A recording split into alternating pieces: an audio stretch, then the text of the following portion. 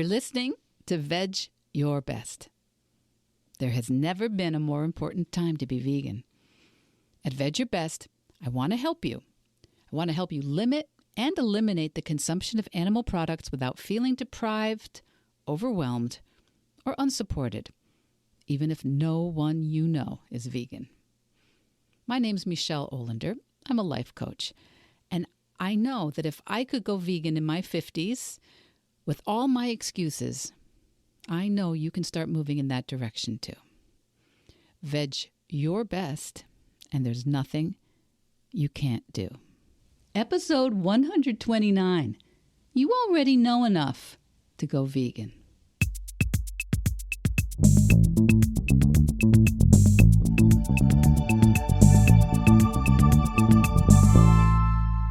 Hello, veg heads and veg your besties. And if you're a new listener, welcome. Welcome. And this week I want to start off by asking for a favor. If you or someone you know knows the author, Jonathan Safran Foer, would you please take the next couple of minutes to text him or email him or call him, like right now, and tell him I want him to be a guest on Veg Your Best? I'm not kidding. If you need a minute, we can wait. Go ahead. No, go ahead. It's fine. Okay, you done that? All right, because Jonathan Safran Foer is a brilliant writer, and I really, really want him on the pod here. And you know, many of you may know him for his novels, Extremely Loud and Incredibly Close, and Everything is Illuminated. You could ask me about the film versions of those books, but I don't watch movies and I haven't seen them. And have I not talked about that here on the pod before? It's not a religious thing. I just don't watch movies. It's just the way things have unfolded. And I'm not blaming Ben Affleck or the last movie I saw, but I don't have any interest in going to movie theaters.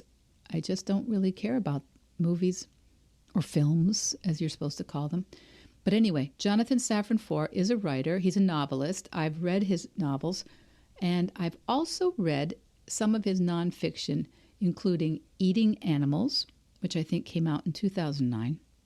And more recently, the book that kind of started this episode today, his book, We Are the Weather. Saving the Planet Begins at Breakfast. That's the title. We Are the Weather. Saving the Planet Begins at Breakfast. So I was reading this book and getting myself, actually rereading it, and getting myself in a bit of a spin because I so wanted to remember all the information, all the footnotes, all the pithy ways Jonathan Safran Foer had of explaining the facts and figures about the effect of animal agriculture on our planet, the effect of animal agriculture on the ecosystems, greenhouse gases, climate change. And so I noticed that as I was rereading this book, there's simultaneously a voice in my head saying, oh, did you get that? You didn't read that. Look at that again. Did you see that? Are you going to remember that? You better remember that. And I noticed I had this awareness of how I was almost unable to concentrate because there was a simultaneous translation going on in my head as I read about deforestation rates and water usage. And I think you can imagine that while I was doing this, reading and attacking myself about whether I was going to remember it, I think you can understand that, of course, I'm not going to be an amazing steward of the information and the message. And this is something we do all the time, and I see it in my clients all the time. Because our focus is scattered, and it makes things so much harder than they need to be. And when it comes to making change and growth harder, well, that really, it translates to us giving up on things, being much smaller in our lives than we need to be. Because when we are busy focusing on what we're not doing right and what we don't know yet, what we haven't mastered yet, what we might do wrong, that's not a recipe for change and growth. But ladies and gentlemen, that is just how brains work. And when we are aware of it, when we know ahead of time how that happens, we can design workarounds. But when we lose sight of that tendency of our brains to get so busy with what's wrong with us, rather than what we can actually do right now, when we don't have that awareness, we end up throwing our hands up in the air and thinking there's something wrong with us or something wrong with our goal, instead of just that it's brain's got a brain. I'm doing that thing again. It's been remarked in psychology and in brain science, this tendency, and honestly, I think it's especially common in smart people like you, my listeners, you, my clients. There's a tendency to discount what we do know and overemphasize this idea, that fantasy that someone else knows more. We have this tendency to think that if only we had that information, if only we had access to that book or that coach or that program or that degree or that guru or certificate or expert or footnote, then we'd be able to do the thing. Then we'd do that thing that needs doing, that thing we want to do. Typically here on Veg Your Best, that thing is how to limit and eliminate the animal products from our consumption. And I see it all the time.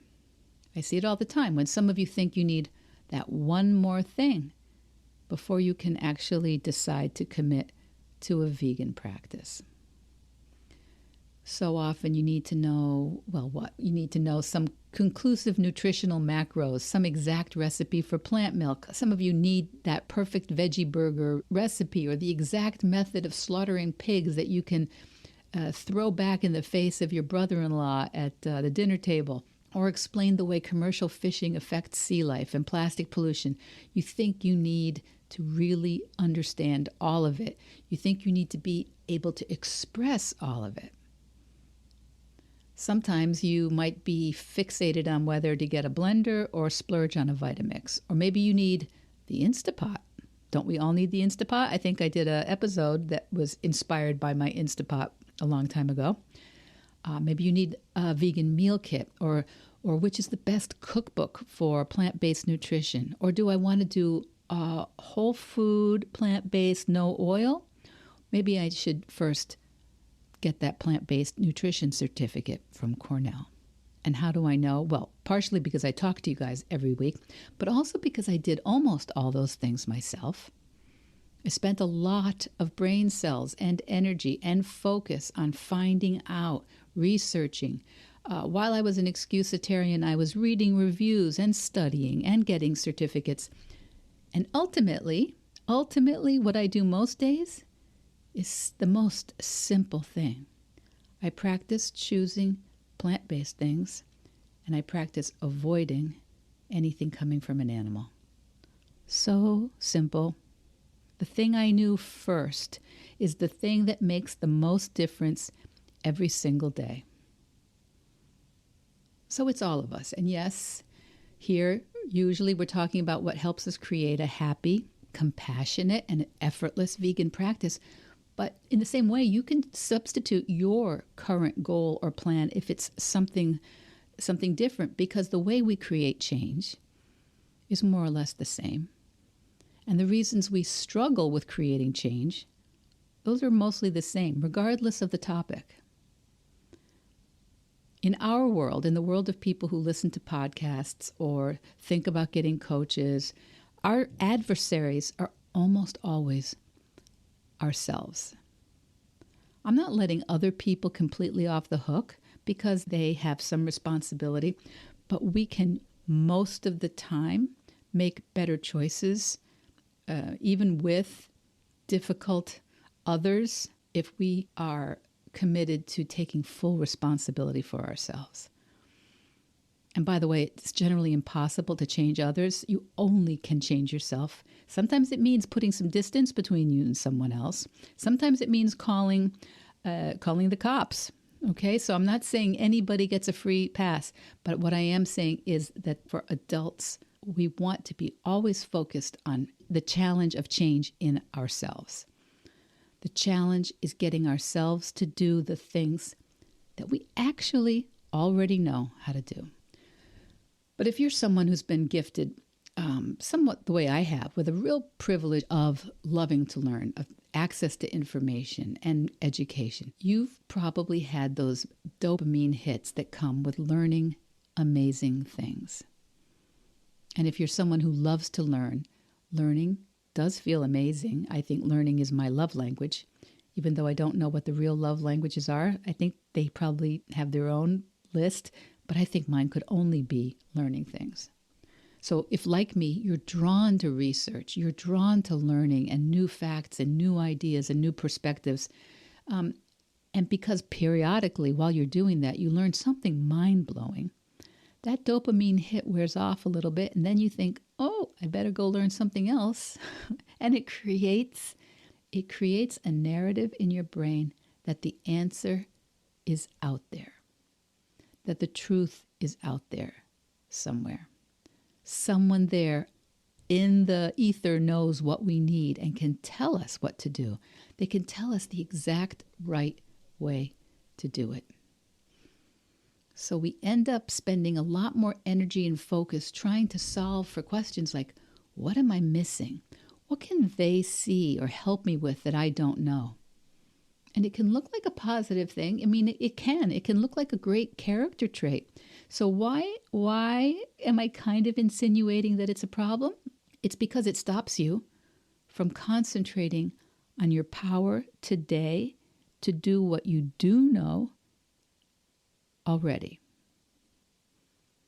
When you're searching for what you don't know and can't see, it stops you from fully inhabiting the brilliant problem-solving creature that you are and doing what you already know how to do. And I know it might seem a little obvious. You might want to file that under duh, but ask yourself where it might be kind of true for you right now. Where are you not doing something today, and instead you're searching, researching, Googling, signing up for groups, waiting, buying books, watching documentaries, looking through degree programs? None of those things is a problem per se. But if it's coming from that energy of, I don't know, I'm not ready, I'm not capable yet, it can be a problem. I'd like to suggest that you're doing something very normal and also very unhelpful. And it doesn't mean that learning more, staying open, focused on new solutions is negative in itself. But ask yourself how it feels. Is my interest, is my curiosity, is my energy coming from a sense that I'm already busy doing this and I know some new distinctions will be fun? Because that feels very light. That feels very easy. It doesn't feel rushed or urgent. There's no sense there that you need to be fixed or saved. It means you're already using information and you're ready to use some more. We can have a sense that we really want that next new thing and that next program or expert or cookbook or video training, but we want to shine our awareness on whether we're using the information and resources that we already have, or are we hiding? Are we hiding from doing what we know how to do? Are we waiting? Are we distracting ourselves? Because I want to suggest, if you're really aware, if you're not taking action on your plant-based or vegan practice because you don't think you know enough yet, that you don't have enough of something yet, that is not true. You already know enough to start going vegan. I want to suggest that you borrow a thought from my coaching practice that everything is already in place and that as you step forward and practice, you will learn more and more, and everything you need will come into focus. So where do you find yourself right now? Where do you think I'm missing something? And where am I distracted and focused away from what I already could do pretty well today? I know some of you think that you're missing the information and the snappy answers for anti-vegan family members, or a list of vegan groceries, or the best cookbook, or a new YouTube channel or podcast. I know. And some of you think you don't stack up against some other vegans because you maybe aren't feeling that you are climate activists, or that you don't have all the scientific knowledge or nutritional expertise. You know enough to start going vegan. Notice if you are making the natural new hiccups and speed bumps of learning something new. Notice if you're making that evidence that you're not ready. Notice if you're making it evidence that it's not the right goal and it's not the right time. Because it's normal. It's even healthy that there's information and that there are distinctions that you don't know yet. It's a good thing. And I'd like you to start trusting that the next teacher comes when the student is ready. But the student isn't ready if the student hasn't even started. Okay? This should feel mostly lovely. It should feel like curiosity. It should feel like challenge and wanting to take on new aspects of yourself. It should not feel obsessive and endlessly scrolling and striving. Direction trumps speed. You want to keep reorienting yourself in that direction that you want, that direction of a vegan practice. Keep going there. You know already how to do that. And yeah, of course, there are things you don't know yet or appreciate as you begin your goal. That's good and normal. Please keep training your brain to move forward and notice when you stop or when you freeze or when you get that analysis paralysis, needing to know more than you do. And yeah, you might feel some discomfort moving forward, but you can always go, oh, that's normal. I'm just going to focus on what I do know. I'm just going to focus on what I can do. I'm going to focus on what support and skills and resources that I already have. Yeah, it's normal for your brain to go all over the place. You might think you need to know what bycatch is coming from commercial fishing nets. You might think that you need to know the most highly rated omega supplements. Breathe. Okay? Breathe. There are tons of things you don't know. There are tons of things I don't know. It's true. It's true on every single topic in your life. Nothing's wrong. Nothing's wrong. Not just this new goal. Please teach your brain. So number one, you want to feel some acceptance that it's true. Yeah, I have incomplete information in every area of my life, including this new goal, and that's okay. And two, there's at least one thing I know how to do right now. I know the next right decision. And three, I will always be learning more, and I will have a better way of evaluating and incorporating information because I am trusting myself to do what I know I can already do. So as Jonathan Safran Foer presented in his book, We Are the Weather, he offers a question. Will future generations distinguish between those of us who didn't believe in the science of global warming and those who said they did accept the science, but failed to change their lives in response? I could try and learn. I could try and learn and remember all the science in the book and how to argue it the way the author does. But ultimately, the author reminds us that it starts with what we eat and don't eat for breakfast. And yeah, you'll learn more. But first, start with what you do know. Now, if that's something you struggle with, if it's something someone you know is struggling with, it would be my honor to be your coach. Even in one free call, very often we can reframe the problem and implement a strategy.